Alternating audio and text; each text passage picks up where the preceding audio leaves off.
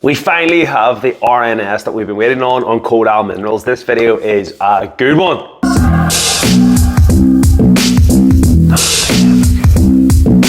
What is the crack, everyone? Welcome back to Buy or Sell. Of course, you're all well. First off, I just want to say it has been a long road to this point, waiting on the updated DFS study by Kodal Minerals. And Bernie's delivered, in my opinion. Obviously, it's my opinion. Do your own due diligence, of course. First off, people want to know, well, how has the share reacted? Well, the share has reacted okay. It's a green day. The market right now is brutal. Is it what I expected? Probably not. I was hoping for a bit more, but we did talk about the fact that it could be a buy the rumor, sell the story. We'll get into the reasons behind why potentially, it's only up 1.5%. But on the face of it, it did open. There was a period where it showed 13%. If we go to my Discord, and again, get the link for lifetime access to the Discord is there, where I talk about all my long holes. It's the first place you'll get the information. We do have the free Facebook group. Feel free to join that Facebook group. Just type Kodal Minerals.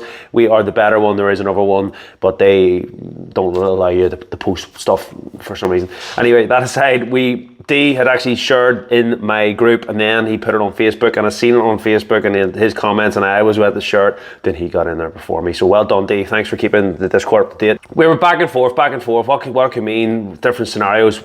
Ultimately, neither of us knew what way this could go. I did say here, this was at 7.28. I did say, look, you, me, and my granny knew this was going to be a big update on prices and how the market reacts. These figures will be interesting, especially in this very bearish market. And that's something you have to consider. Everything's going to cape. Everything's going down. Bitcoin's nearly at 20 grand. It's all shit show. And this is, there's no escaping the gaping, as I like to say. There was no way that this was going to shoot up multi-bag the way we had hoped maybe back in the previous times. And we said, don't get excited, said, it's probably going to go to gaping it, no doubt, mother of all gaping, and we left puzzled. And we just tried to make a joke of it. And I gave up to 6%, it was 13%, yeah, up, yeah, back to 7%, up and down, 9%. My man Ross sold some at 28, proving to be a good move at this stage.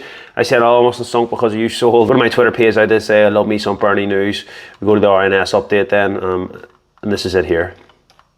Not going to read out everything, I'm just going to read out the key things. Actually, I'm not even going to read out the main issue, but what I will say is he's made it very, very easy for a new time investor or a current investor that's maybe confused by all the complexity of it all. It is very easy for him. He goes before and after, and I'll just scroll right down to the table, the before and after table. Average sale price was 7, this is original feasibility study. Original was 738, now he's using 1,000. Now 1,060 seems very, very low, and it is very, very low. We have seen lithium prices in the excess of 3,000 a ton, so he's nearly a third of that price, and I think this is part of the issue. If you call it an issue, I still look at it going, he's being so reserved, because I've been talking on the channel about lithium prices and just the general market, about things maybe pulling back. It's gone too high, maybe some of the froth needs to come off. Well, this, to me, is a price that is going to be outdated no matter what. I've struggled to see the lithium prices fall below $1,000. I really, really do, even if there is a big pullback and the market, settles or whatever. So to me, he's managing expectations. If he had went in with 3,000 a ton, although that maybe would be a fair enough price of the current market or whatever, it's open to, in 6, 7, 8, 9 months time or whatever, being too low, and people going, this guy's based on something that's not even a current price. I like that he's done that. It is still a 43% increase, but I think a lot of people were baking in, 2,000 a ton, 2,500 a ton, or whatever. So he's really low balled, in my opinion.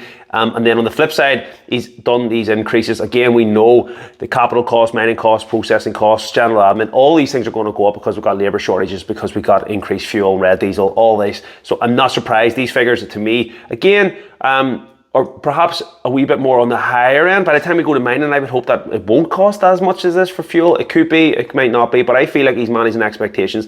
He's not putting the price up of the lithium, and at the same time, he's not lowballing. He's really considering the fact that material costs has went up. So that is good. I like that. It's a very real, and you could bet your buck on it.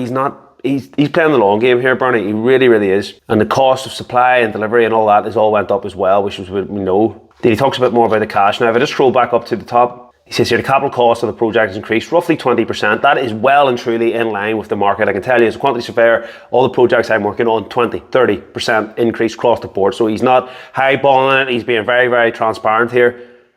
He also says a separate study was done by Yantai, as we know, which was undertaken, and they're saying that an estimated 20% capital cost saving for the process plant and associated facilities compared to the feasibility study. That again gives me the assumption that the 20% is on the higher end. I think he's looking at worst case scenario in terms of the additional cost, and he's lowballing the additional increase in revenue because of the lithium price that has went up. If you're looking at this study and you're going, okay, what's Kodal all about? I would look at this as we've been looking at it the last 8-9 months, going, oh, he's lowballing it. You know, an updated feasibility study here would be good. You know, that kind of way. He went on to say, we're very happy with the release of this feasibility study to our shareholders. An ongoing review highlights the robust development opportunity at the lithium project. The current market conditions of lithium symposium reflects increasing battery demand.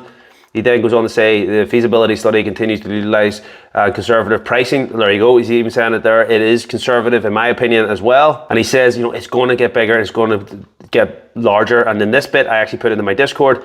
The lithium market continues to be very strong and our project continues to attract significant interest. The company is continuing to review and discuss potential opportunities for collaboration with third parties, including major mining groups, to support the development of the project, and more updates will be provided in due course. That is very, very, very exciting. It's another milestone, another thing that we don't know a date of, but you know, it's coming down the road. And Kodal was always a 2030 play, make no mistake about it. Now on the face of it, yeah, you know, 1.52%, not delighted. I was hoping, as you know, I have a substantial amount of money, about a quarter of my invested money is in Kodal Minerals, maybe even a third now, based on a few sales over the last week or so. So I would have liked it to have gone up, but it is what it is. It's still a very good RNS. I'm not taking anything away from this. I'm delighted with it. It has come finally, and I wouldn't be surprised if we sort of see it just slowly but surely go up. And I would almost rather that than it go parabolic and then you're going, oh, should I sell some? Is this what's happening?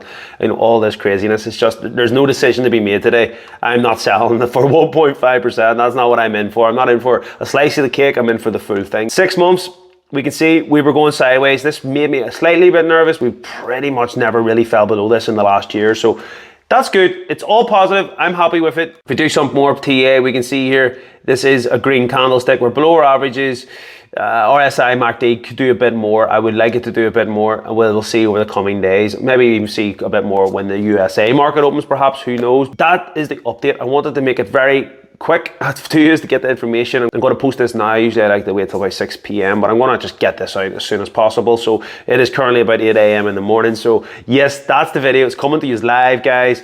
Hope you find it informative. If you have, please like, subscribe, help me grow the channel. Definitely subscribe. It seems to be that I get about 70% of recurring people that haven't subscribed. So please help me grow the channel and keep me updated. If you like Kodal Mineral videos, I keep them coming. Until the next day, guys, you maybe want to check out my Kodal and Premier African Minerals playlist where I cover all the lithium plays. It's a good one, guys. If you're interested in learning how to trade, the course is all down there, and the lifetime access to the Discord as well. I'll catch you soon. Peace.